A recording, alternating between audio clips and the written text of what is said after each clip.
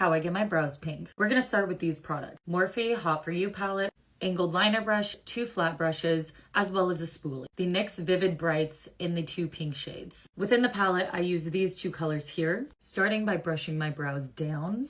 To get a rough shape, we're gonna go in first with the hot pink shading just below my brow to outline.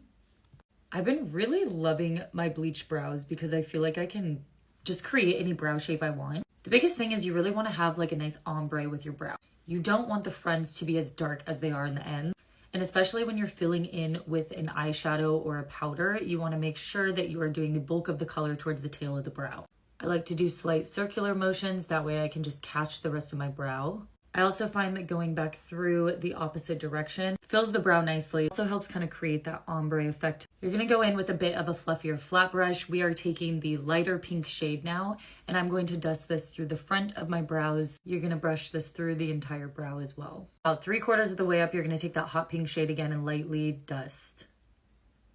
I did try bleaching my brows pink, and truthfully, I did not like it. I think that it looks weird on me personally. So filling it in has been easier, and then I can still keep the bleached look as well. This is how we're gonna do those false little hair strokes. So we're gonna take the hot pink shade first, just going through my brow like I normally would, creating those false hair strokes. This is gonna give you more depth and dimension to the brow. Light pink. Once they've kind of dried, go through and just brush these through. Flat concealer brush, you're just gonna go in and clean up underneath.